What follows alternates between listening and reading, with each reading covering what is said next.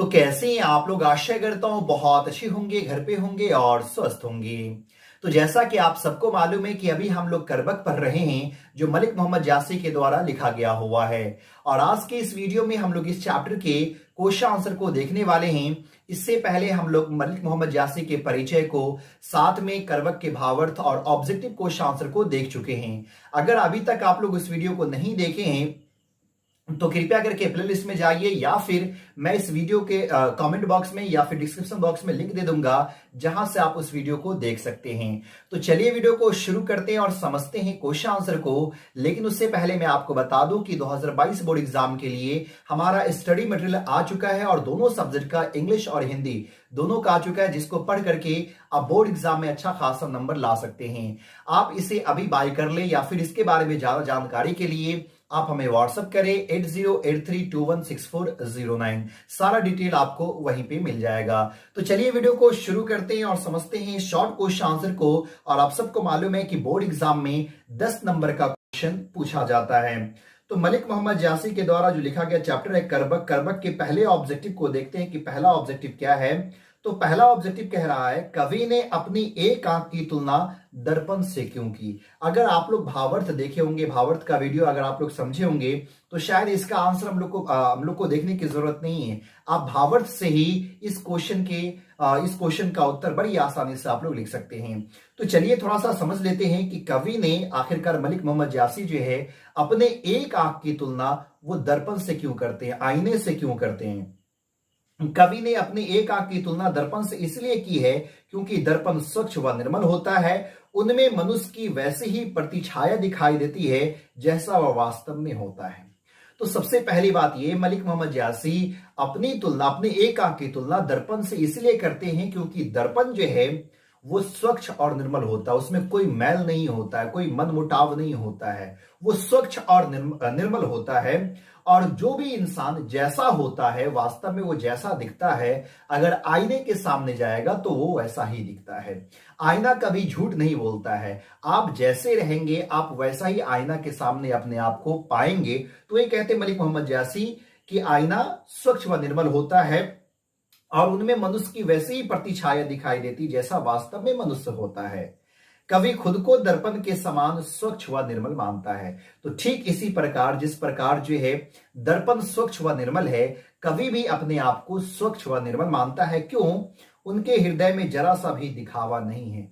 क्योंकि आप लोग देखे थे मलिक मोहम्मद जासी को कि उनके अंदर दिखावा नहीं था, रूपहीन थे, रूप भी नहीं था, एक आंख से देख भी नहीं पाते थे और एक कान से सुन भी नहीं पाते थे। तो उनके अंदर कोई दिखावा नहीं था। उनके इन निर्मल भाव के कारण ही बड़े बड़े रूपवान लोग उनके चरण पकड़कर लालसा के साथ उनके मुख की ओर निहारते थे। और साथ में मलिक मोहम्मद जासी ये भी कहते हैं कि मैंने एक ही नजर से पूरे दुनिया को एक समान ही देखा, ना किसी को ऊंच देखा ना किसी को नीच देखा, जो जैसा था उसको मैंने वैसा ही पाया। और यही जो गुण हमारे अंदर थी कि बड़े बड़े रूपवान व्यक्ति जिसके पास रूप हो वो भी हमारे चरणों में जो है सो आया करता था और मेरे चेहरे की तरफ देख करके कुछ मतलब कि मुंह निगारता था, ताकि मेरे तरफ से कुछ जो है सो मिल सके। तो मलिक मोहम्मद जासी अपनी एक आंख की तुलना दर्पण से इसीलिए करते हैं क्योंकि दर्पण जो है वो स्वच्छ और निर्मल होता है। जो इंसान जैसा होता है दर्पण के सामने वो अपने आप को वैसा ही पाता है। ठीक उसी प्रकार मलिक मोहम्मद जासी जो है एक आंख के होते हुए भी सभी दुनिया को, पूरी दुनिया को एक नजर से जो है सो देखा था। चलिए अगले क्वेश्चन की तरफ बढ़ते हैं। अगला क्वेश्चन कह रहा है, जायसी अपने करबक में कलंक, कांच और कंचन के माध्यम से क्या कहना चाहते हैं। तो अगर आप लोग भावार्थ देखे होंगे, भावार्थ पढ़े होंगे, तो उसमें 3 शब्द का प्रयोग किया गया है, कलंक, कांच और कंचन। तो इसके माध्यम से कवि मलिक मोहम्मद जासी क्या बताना चाहते हैं, क्या कहना चाहते हैं। तो चलिए इसके आंसर को देखते हैं। जायसी ने कलंक, कांच और कंचन के माध्यम से निम्न अर्थ व्यक्त किया है। कौन कौन सा अर्थ? तो पहले हम लोग कलंक का देखते हैं। काले धब्बे के कारण चंद्रमा कलंकित भले ही हो, किंतु वह अपने प्रकाश में उस धब्बे को छिपा लेती है। उसी प्रकार गुणी जनों की कृति के प्रकाश में उनके एकाक दोष छिप जाते हैं।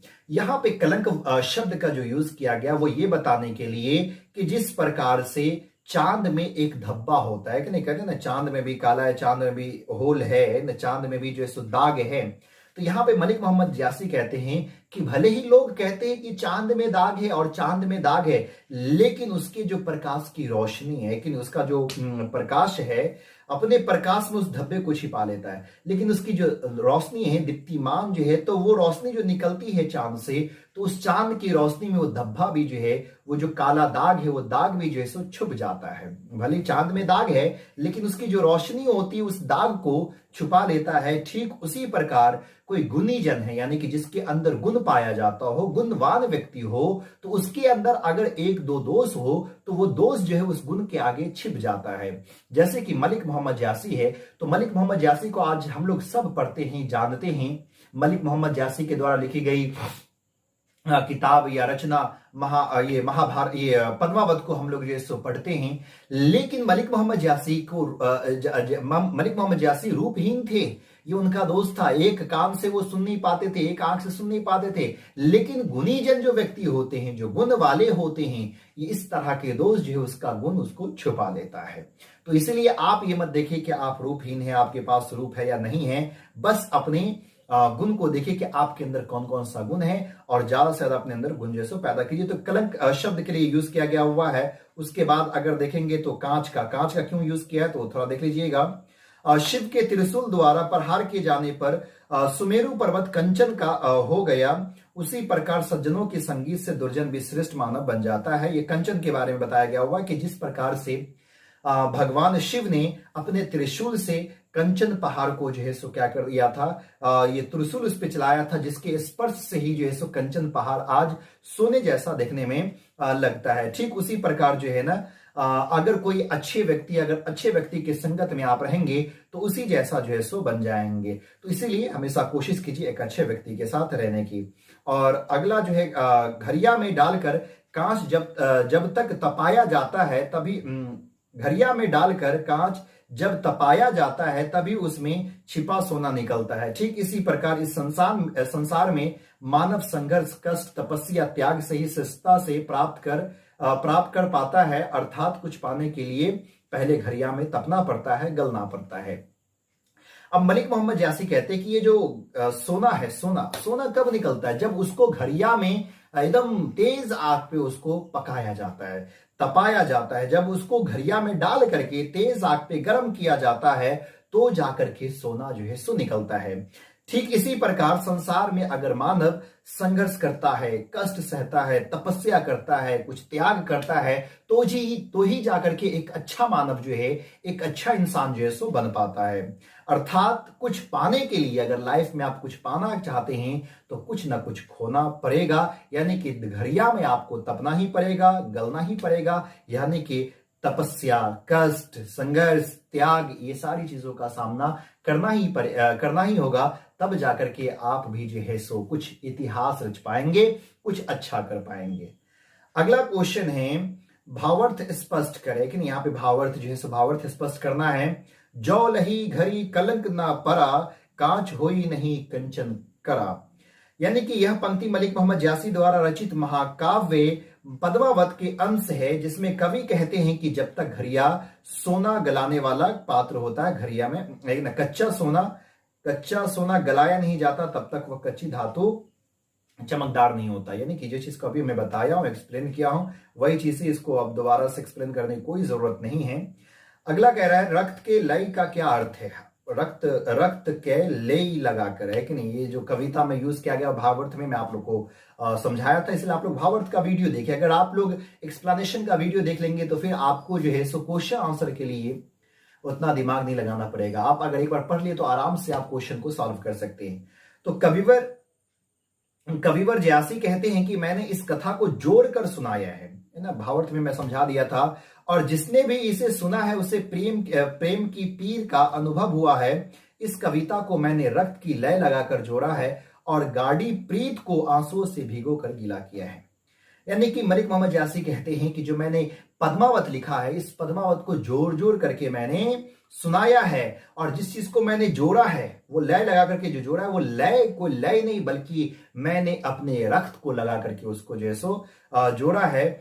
कविता रक्त की लय लगाकर जोड़ा, यानी कि बहुत ही अच्छे से उस कविता को वो लिखे हैं, जिसको मैं भावार्थ में आप लोग को बहुत अच्छे ढंग से समझाया था। तो इसका मतलब ये हो जाएगा। चलिए अगले क्वेश्चन की तरफ बढ़ते हैं। मोहम्मद यही जोड़ी सुनावा, यहां कवि ने जोड़ी शब्द का प्रयोग किस अर्थ में किया है? तो मोहम्मद यही जोड़ी सुनावा में जोड़ी शब्द का प्रयोग कवि ने रचकर अर्थ में जैसो किया, यानी कि जोड़ी का मतलब होता है रचकर।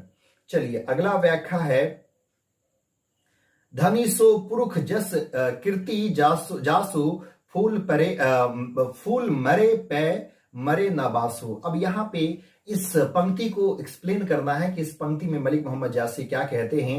तो चलिए इसके आंसर को देख लेते हैं। यह पंक्ति मलिक मोहम्मद जासी द्वारा रचित महाकाव्य पद्मावत के अंश है, जिसमें कवि कहते हैं कि वह पुरुष से धन्य है जिसकी कृति और प्रतिष्ठा इस संसार में है, उसी तरह रह जाती है जिस प्रकार उसके मुरझा जाने पर भी उसका सुगंध रह जाता है। यानी कि मलिक मोहम्मद जासी कहते हैं कि वह इंसान धन्य है, वह व्यक्ति धन्य है जिसकी कृति, जिसका प्रतिष्ठा इस दुनिया में जीवित है।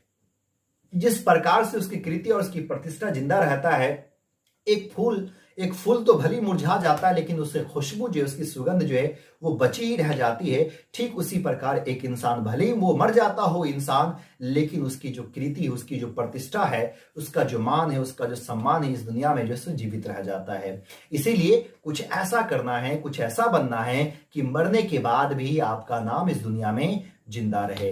तो ये कुछ शॉर्ट क्वेश्चन आंसर थे, 6 शॉर्ट क्वेश्चन आंसर। उम्मीद करता हूं कि ये चीजें आपको अच्छे समझ में आई होगी। अगर अच्छे समझ में आया है तो प्लीज वीडियो को लाइक कीजिए, चैनल को सब्सक्राइब कीजिए और इस वीडियो को अपने दोस्तों को जरूर शेयर कीजिए। फिर मिलते हैं अगले वीडियो में, तब तक के लिए बाय।